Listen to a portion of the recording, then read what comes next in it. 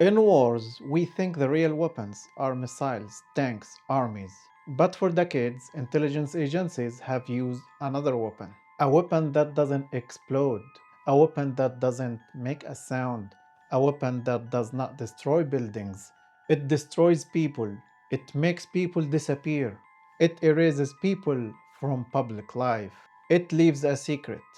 On January 30th, 2026, more than 3.5 million pages of Epstein's files were released. Names, documents, videos, photos. Politicians, billionaires, powerful people.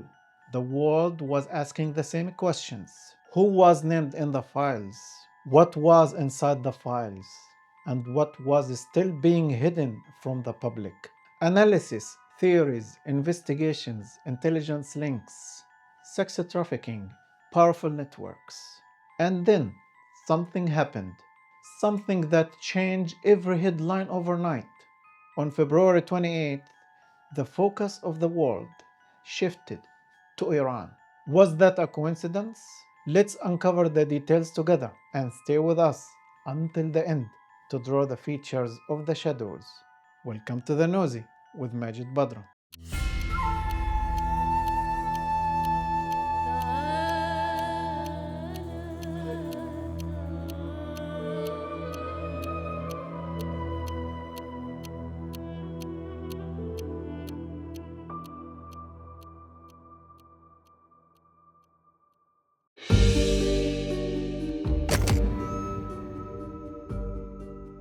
In 1997, a film was released called Wag the Dog. The story was about a president facing a sex scandal just weeks before the election. To distract the public, his team created a foreign war, not to win a territory, not to defeat an enemy, but to change the news headlines. The film was a satire, but the idea behind it was not fiction. In fact, reality in politics is even more satirical. Wag the dog means when the dog shakes his tail. The tail in this case is the fabricated crisis or a war, something secondary. The dog is the big scandal or the president. Wag the dog has an academic term in political science called external distraction.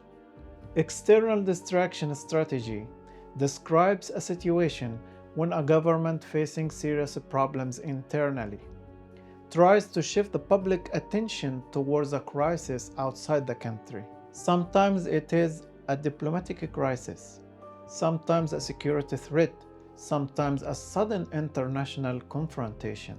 But when the external crisis turns into military action or war, political scientists call it diversionary war.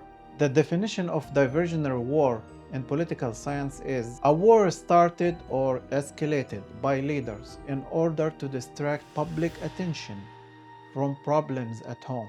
The logic is simple. When people are talking about war, they are not talking about scandals. When people are afraid of an external enemy, they are not asking questions about internal problems. War does not make a scandal disappear, but it can make the public stop looking at it.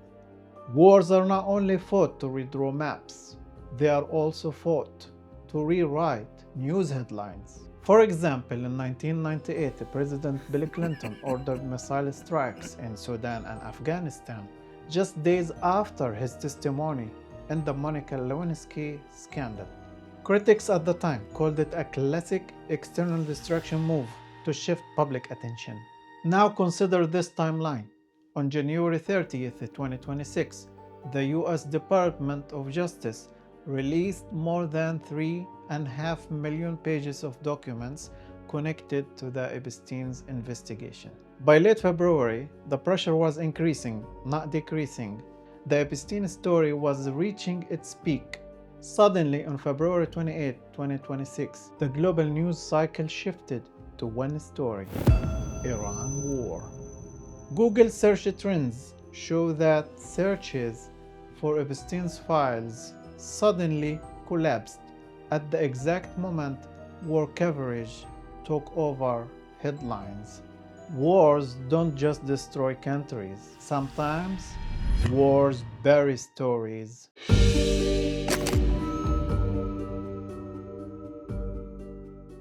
Intelligence agencies have a word, Kompromat. It means compromising material, information used for blackmail, not necessarily to arrest a target or to expose them, but to control them. Because a secret is power, and the more powerful the target, the more valuable the secret becomes. During the Cold War, intelligence agencies used Kompromat constantly. Kompromat doesn't destroy buildings. It shatters reputations, ends careers, and topples governments.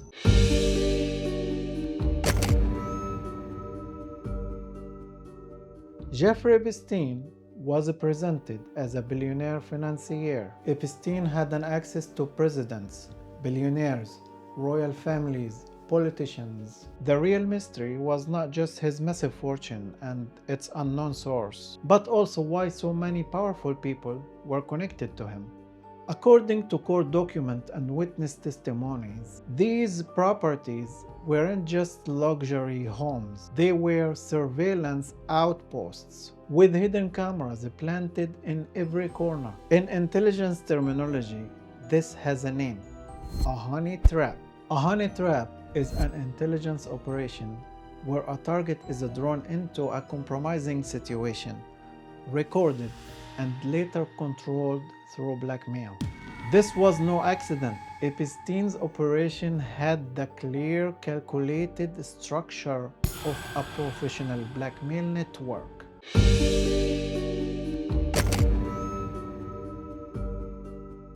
It wasn't just a theory anymore. The court verified the system.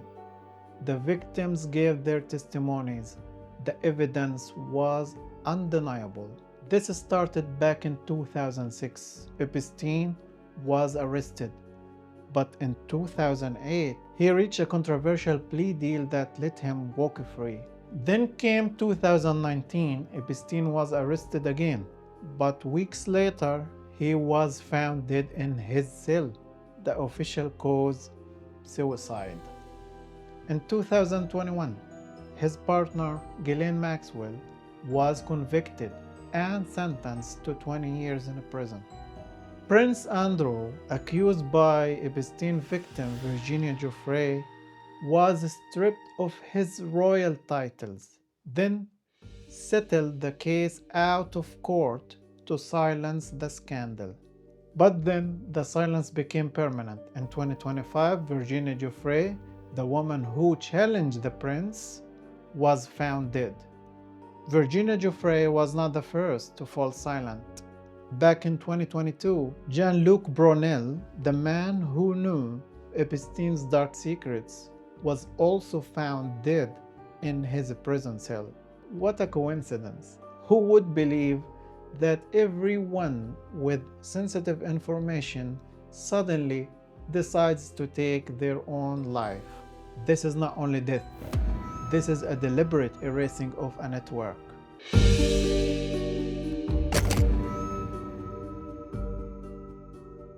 To understand Epstein's network, we must look at Ghislaine Maxwell, his closest partner and the daughter of Robert Maxwell, a powerful media tycoon with global political ties. In 1991, Robert Maxwell purchased the New York Daily News and began navigating elite political and business circles in New York. Later that year, Robert Maxwell died after allegedly falling from his yacht and was buried in Jerusalem. At his funeral, the Israeli President Chaim Herzog delivered the eulogy, and Prime Minister Yitzhak Shamir said Robert Maxwell had done more for Israel than can today be told. Multiple journalistic investigations later reported that Robert Maxwell had connections with the Israeli intelligence.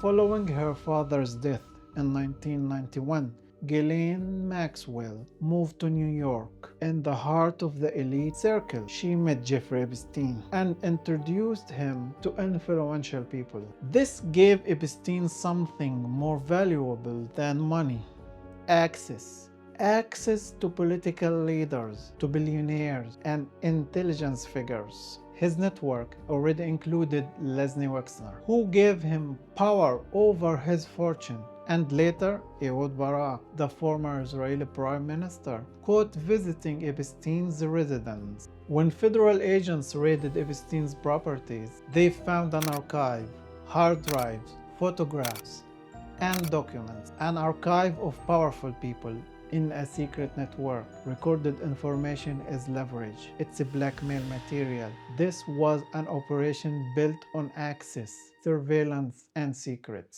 It is incredibly hard to believe that one man alone could build an archive on such a vast number of powerful people. This was bigger than one man. This was an operation. An operation that collected, stored, and protected information. Because whoever controls the archive controls the leverage. And whoever controls the leverage controls the people in that archive. Look at the names: Robert Maxwell, Ghislaine Maxwell, Leslie Wexner, and Ehud Barak. This is not just a criminal ring. It is a high-level structure designed for total control. When all the dots connected, the picture is clear. This was not just a scandal. It was a full-scale intelligence operation. And for many investigators, all roads lead to the Mossad.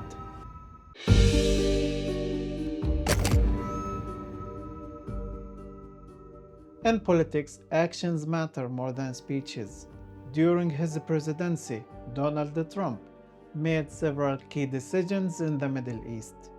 The US moved its embassy to Jerusalem and recognized Israeli sovereignty over the Golan Heights. The Abraham Accords normalized relations between Israel and several Arab nations. Meanwhile, the US remains Israel's largest military supporter. During the war in Gaza, the US supplied Israel with weapons and bombs and used its veto at the UN to block ceasefire resolutions. Netanyahu has long pushed for stronger action against Iran. These decisions are explained as strategy or geopolitics. But in a world where powerful people can be compromised, a different question arises. Are political decisions always made freely, or can secrets or blackmail material influence the decisions?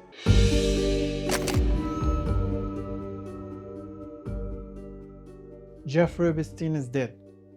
Ghislaine Maxwell is behind bars. But the list of the powerful, the names in those files, remains untouched and protected. The evidence was seized. The names are known, and the files are locked away.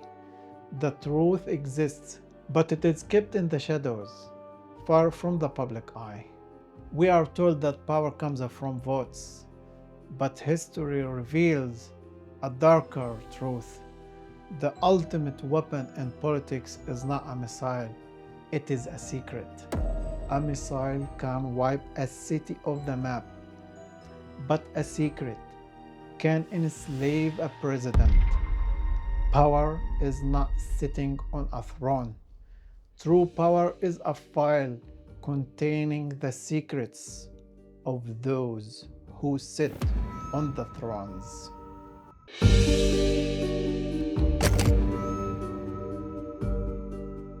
Now let's draw the features of the shadows together.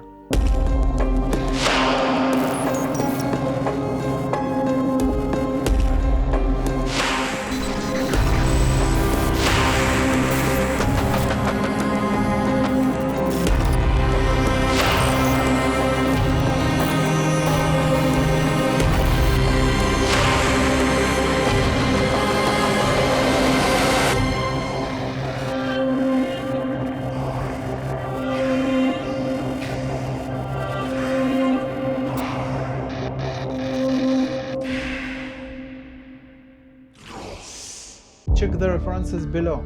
These topics are sensitive, often suppressed and censored. Share your thoughts in the comments. Your engagement helps challenge the system and the algorithm. Stay nosy Until the next video, and peace.